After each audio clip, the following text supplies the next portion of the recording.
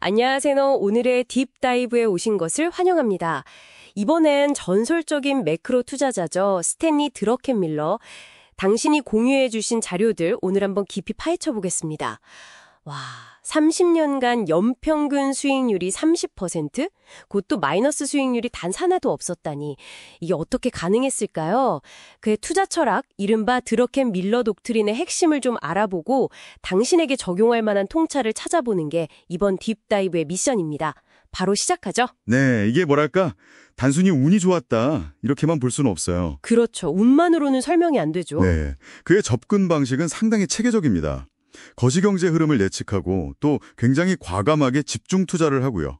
그러면서도 이게 좀 모순 같지만 자본 보존 원칙은 또 철저하게 지키는 이런 것들이 잘 결합된 프레임워크라고 봐야죠. 그 핵심 원칙 중 하나. 시장을 움직이는 건 유동성이다. 이거 정말 인상 깊었어요. 기업 실적보다는 중앙은행, 특히 연준 정책에 주목하라. 근데 왜 하필 18개월 후를 내다보라고 했을까요? 그 이유가 좀 궁금하더라고요. 네, 그게 중요한 포인트인데요. 경제 지표가 발표될 때쯤이면 이미 시장 가격에 다 반영이 되어 있다는 거죠.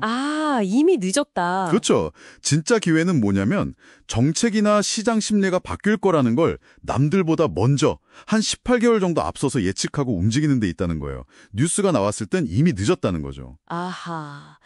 그래서 단기 실적보다는 돈의 흐름, 즉 유동성이 어디로 흘러갈지를 예측하는 게 더 중요하다.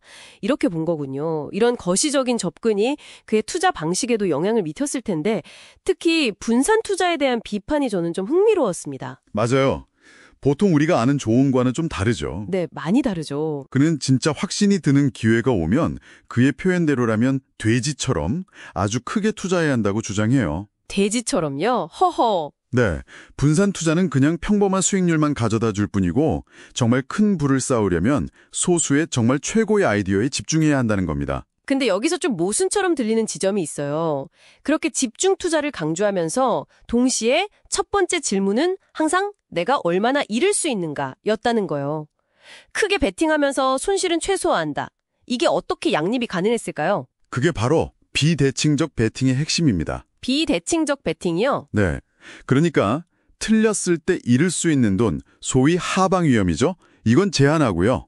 반대로 맞았을 때 벌 수 있는 돈, 상방 잠재력은 훨씬 크게 만드는 전략인 거죠. 미쳐야 본전, 잘 되면 대박, 뭐 이런 건가요? 그렇죠. 그런 구조를 설계하는 겁니다.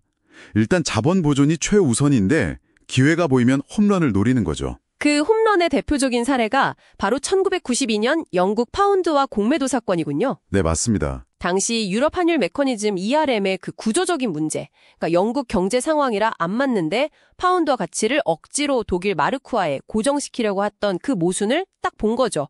여기서 공매도는 주식이나 통화를 빌려서 팔고 가격이 떨어지면 다시 사서 갚으면서 차익을 얻는 그런 전략이고요. 네, 그는 영란은행이 계속 고금리를 유지하면서 파운드화를 방어할 수 없을 거라고 확신했어요. 거기에 이제 조지 소로스의 경력까지 더해지면서 100억 달러 이상으로 베팅 규모로 확 늘렸죠. 100억 달러요? 와. 네, 결국 그 유명한 검은 수요일의 파운드화 가치가 폭락하면서 하루 만에 10억 달러가 넘는 엄청난 수익을 올렸습니다. 그래서 영란은행을 무너뜨린 사나이라는 별명까지 얻게 된 거죠. 정말 대단한 사건이었어요. 베를린 장벽 붕괴 때 독일 마르크화에 투자한 것도 비슷한 맥락으로 볼 수 있겠네요. 다들 통일 비용 때문에 걱정할 때 오히려 장기적인 잠재력을 보고 역발상 투자를 한 거니까요. 그렇습니다. 시장의 비관론이 좀 과하다 이렇게 본 거죠. 통일 독일의 긍정적인 미래에 베팅한 겁니다. 이것도 역시 남들이 못 보는 18개월 후를 내다본 그의 원칙이 잘 드러난 사례고 큰 성공으로 이어졌죠.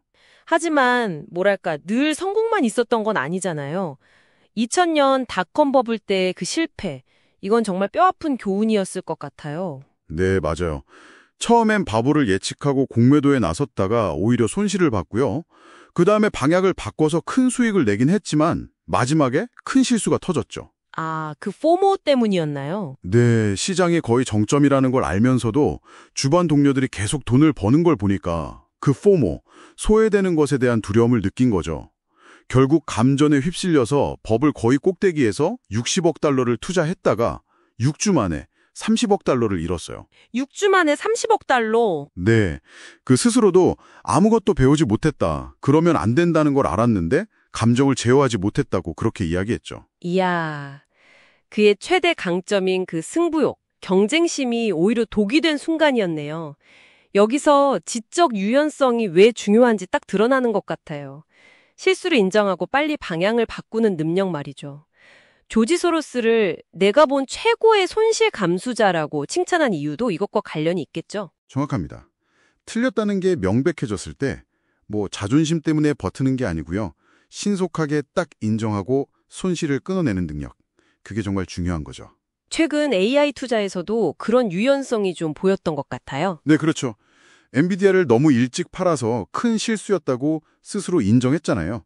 하지만 AI 자체에 대한 확신은 그대로 유지하면서 TSMC나 인테그리스 같은 다른 AI 인프라 기업 쪽으로 투자를 옮겨갔죠. 그러니까 핵심 아이디어는 유지하되 접근 방식은 유연하게 수정한 겁니다. 자, 그럼 이제 좀 정리를 해볼까요? 드러켄밀러의 성공 방정식을 요약해보면 일단 거시경제와 유동성을 최우선으로 보고 확신이 설 때는 돼지가 되어라. 과감하게 집중 투자하고 그러면서도 손실은 제한하고 이익은 극대화하는 비대칭적 베팅을 하고 그리고 무엇보다 중요하게 실수를 인정하고 경로를 수정하는 지적 유연성. 이렇게 정리할 수 있겠네요. 이 모든 것이 당신에게는 어떤 의미로 다가올까요? 네, 그의 유산은 무슨 마법 같은 예측 능력이 아니에요. 그보다는 분석, 용기, 리스크 관리, 그리고 겸손함, 특히 실수를 인정하는 겸손함이죠. 이런 것들이 결합된 일관된 프레임워크의 힘을 보여준다고 생각합니다. 어떤 딱 정해진 공식을 따르기보다는 계속 변하는 시장에 대한 깊은 이해와 자기 성찰이 필요한 거죠. 자기 성찰. 네, 그래서 여기서 당신에게 던져볼 질문이 생깁니다. 당신은 어떤 아이디어에 대해 얼마나 강한 확신이 있어야 행동으로 옮기시나요? 그리고 만약에 당신의 판단이 틀렸다는 게 명백해졌을 때, 특히 좀 큰 게 걸려 있을 때요. 그때 얼마나 빨리 그 사실을 인정하고 방향을 틀 수 있으신가요? 아마 이게 오늘 딥다이브에서 스스로에게 던져볼 가장 중요한 질문이 아닐까 싶습니다.